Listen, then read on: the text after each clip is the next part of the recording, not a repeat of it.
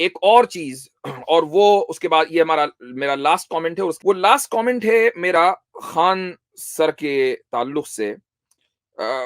मसला ये है कि कुछ लोगों का नाम जो है वो इस तरह मशहूर हो जाता है कि उनकी अनफॉर्चुनेटली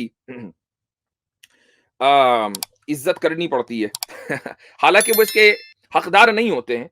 अब ये खान सर नहीं है, पैर हैं। ये इस लेवल की बात करता है बंदा कि मुझे हैरत होती है कि इसके पास पढ़ने वाले हजारों बल्कि लाखों में हैं, बिहार में और यूपी में। I mean, come on, give me a break.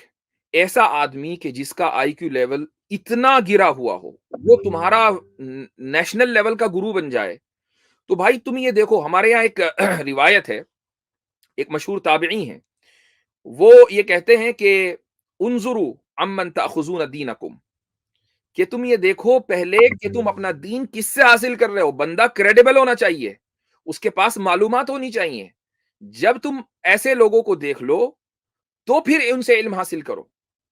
ये हमारे यहाँ ट्रेडिशन है, और आप वसल्लम के बाद, सहाबा के बाद जो जनरेशन है, वहां से ये ट्रेडिशन बिल्कुल एकदम पूरे मुसलमानों को दे दिया गया। लेकिन जाहिर है कि ये एक इस्लामी उसूल है। आम लोग इसको क्या जाने, जो मुसलमान नहीं है वो उसको क्या जाने। तो वो देखते हैं कि अच्छा एक आदमी बड़ा मशहूर हो रहा है, चलो उधर ही। इसको बोलते हैं भीड़ चाल, कि जिधर भीड़ उधर हम। वो चूंकि चुटकुले छोड़ रहा है और उसकी एक फनी अंदाज है, मज़ाक़ा खेस अंदाज है, तो चलो भाई इसको इसको सुनने में मजा आ रहा है, लिहाजा ये अच्छा होगा। ये मेयार नहीं है। मैं उसकी एक क्लिप आपको सुनाना चाहता हूँ, और आप में से बहुत से लोगों ने वो क्लिप देख भी ली होगी। उसने किस तरीके से सिविल लॉ और क्रिमिनल लॉ को कंपेयर किया है। हमारे दोस्त आसिम इफ्तिखार साहब ने भी उस ताल्लुक से एक वीडियो बनाई है, वो वीडियो आप जरूर देखिएगा। मैं मुख्तसर इसके ऊपर तबसरा करूंगा। ये देखिए। इस्लाम का कानून, अगर अनुच्छेद 25 कहता है धार्मिक कानून, इस्लाम का कानून है कि चोरी करे तो हाथ काट दो, है ना। कोई मुसलमान चोरी करे ना तो उसका हाथ काटिए। कहिए काहे काटिए, तो अनुच्छेद 25 तुम्हारी धार्मिक स्वतंत्रता, इस्लाम कहता है हाथ काट दो, तो कहेगा ना हाँ हमारा हाथ काटेंगे, इस्लाम बाहर में गया। तो हमको भारतीय दंड संहिता, इंडियन पिनल कोड की तरह चोरी की सजा दीजिए, 2 साल जेल में रखिए, हाथ काहे काटिएगा। वहां उनको इस्लाम नहीं दिखेगा। वहां भी कहिए ना कि चोर, फांसी की सजा इस्लाम में नहीं है, सर काट देना है। महिला कोई गुनाह करे तो पत्थर से मारना है उसको। वहां पे सोचिए, चौराहा पे खड़ा करके पत्थर से कूच कूच के मार देता है सब। सर काट दीजिए, मौत का बदला मौत, हाथ का बदला हाथ, आंख का बदला आंख, यही होता है ना इस्लाम में। तो मुसलमान लोग या मुसलमान के मौलाना लोग जो समान दंड संहिता थी उसे मान लिया। दंड संहिता में भी तो आप कहिए कि मुसलमानों का दंड कानून अलग रखिए। अगर ऐसा कर देंगे तो आप भी पढ़े होंगे कि सबसे टफ कानून सऊदी अरब का है, आधा मुसलमान कटा के फेंका जाएंगे लोग अगर इस्लामिक कानून लगा दीजिए तो। बहुत टफ कानून है इस्लाम का कानून वहां पे। तो वहां पे उनका इस्लाम नहीं खतरे में आया, वहां को इस्लाम का कानून। अच्छा जी, तो सऊदी अरब का कानून बहुत खतरनाक है। अगर वो कानून लागू हो गया तो आधे लोग क्या कहा इन्होंने, कटा के फिरा जाएंगे। यानी उनका हाथ कट जाएगा। तो उनका हाथ, आधे लोग जो हैं वो हथकटे होंगे। तो अगर ये उसूल मान लिया जाए तो फिर सऊदी अरब की आधी आबादी जो है वो हथकटी होनी चाहिए इस उसूल की रोशनी में। अच्छा, दूसरी बात, जहालत अपने उरूज पर है कि सिविल कोड को और क्रिमिनल कोड को उन्होंने, खान सर ने मिक्स कर दिया। ये जानते हुए, अब आई एम श्योर कि ये नहीं जानते हुए, यानी मैं नहीं कहता कि वो जानते, वो नहीं जानते। सिविल कोड, जब आप कोई केस सिविल अदालत में लेकर जाते हैं तो वहां जो 2 पार्टीज होती हैं वो 2 इंडिविजुअल्स होते हैं। एक को आप प्लेंटिफ कह लें और दूसरे को आप डिफेंडेंट कह लें। मसलन मैं अगर आपके खिलाफ केस कर दूं किसी मामले में और वो सिविल मैटर हो, तो आप केस का नाम इस तरह देंगे कि ये केस यासिर नदीम अल वाजदी बनाम मसलन अ, खान सर। मसलन ये केस है। तो अब 2 इंडिविजुअल्स के दरमियान है। लेकिन जो क्रिमिनल कोड होता है वो इंडिविजुअल्स के दरमियान नहीं होता, बल्कि वो इंडिविजुअल वर्सेस स्टेट होता है। मिसाल के तौर पर अगर कोई शख्स कोई जुर्म कर दे, चोरी कर ले, डाका डाल दे, किसी को कत्ल कर दे, तो अब कातिल और मकतूल के दरमियान केस नहीं होगा, मकतूल तो गया। या चोर और जिसकी चोरी हुई है जिसके यहां, उसके दरमियान चोर नहीं, वो केस नहीं होगा, बल्कि ये होगा कि Khan sir versus state of India. तो अब मान लीजिए खान सर ने कोई जुर्म किया है तो खान सर फंसेंगे और स्टेट जो है वो प्लेंटिफ होगा और खान सर जो है वो डिफेंडेंट होंगे। दोनों में बड़ा फर्क है, पहला फर्क। दूसरी बात, अगर आप ये कहते हैं ना कि भाई मुसलमानों को अपने ही क्रिमिनल कोड से बड़ा डर लगता है, ऐसा नहीं है।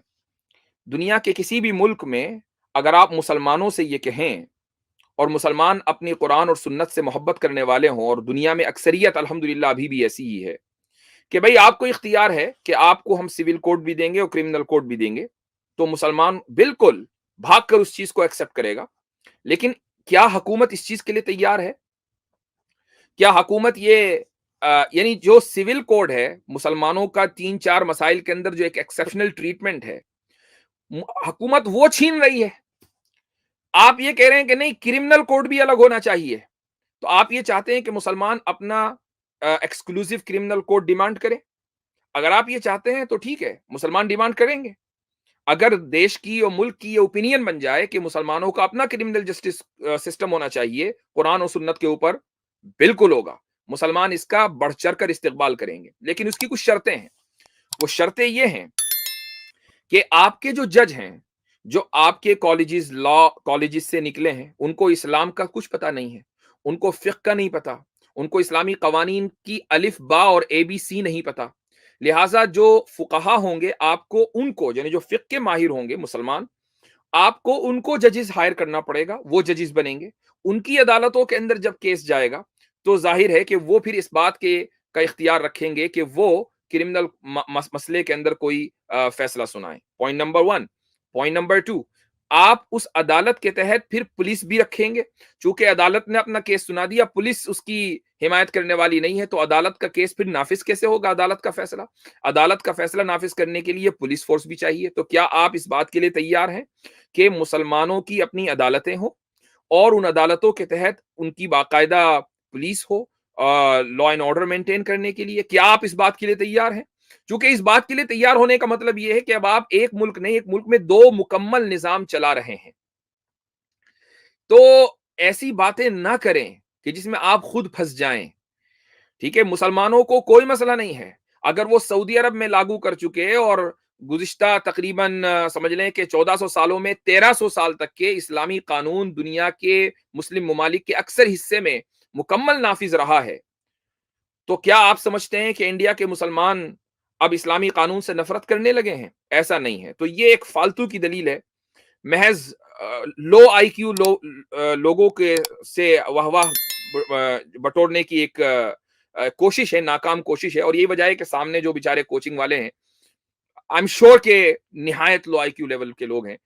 तो वो सारे के सारे इस पर खूब हंस रहे हैं। हाँ, बड़ी जबरदस्त बात कह दी। हालांकि ये जहालत के ऊपर मबनी बात है, और अनफॉर्चुनेटली अनफॉर्चुनेटली मुझे हैरत होती है कि इंडिया में जो न्यूज चैनल्स हैं, वो किस तरीके से लोगों का एक्सप्लॉयटेशन करते हैं। वो जानते हैं कि हमारी पब्लिक बहुत बेवकूफ है, लिहाजा बेवकूफ बनाते रहो। तो बाकायदा कुछ न्यूज चैनल्स ने अपने ट्विटर हैंडल के ऊपर ये वीडियो शेयर की है मुसलमानों को चैलेंज करने के लिए। तो ये हमारी तरफ से इसका मुख्तसर सा जवाब है। जी मुफ्ती साहब, अस्सलाम वालेकुम। वालेकुम अस्सलाम। जी भाई। मुफ्ती साहब, हम चाहते हैं कि आप जैसे हजरात जो हैं हिंदुस्तानी गवर्नमेंट को थोड़ा बताएं किस तरह से जो हिंदुस्तानी मुसलमान हैं उन पे क्या क्या हद लाजिम होनी चाहिए। हम तो बिल्कुल सपोर्ट करते हैं कि जो है हिंदुस्तानी मुसलमान को अल्लाह के निज़ाम के अंदर रहने का मौका मिलना चाहिए।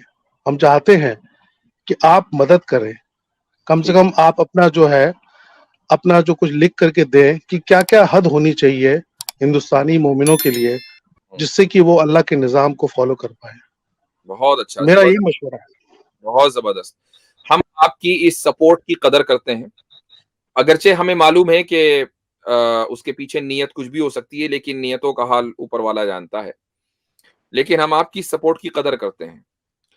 ये जो सपोर्ट होगी, मैं इतना जरूर आपसे पूछना चाहूंगा कि जब आप इंडियन पीनल कोड में तब्दीली करके जो क्रिमिनल लॉ है, इस्लामिक क्रिमिनल लॉ, जो भी हुदूद और किसास का कानून है, वो मुसलमानों के लिए ला देंगे, तो उसको इम्प्लीमेंट कौन करेगा?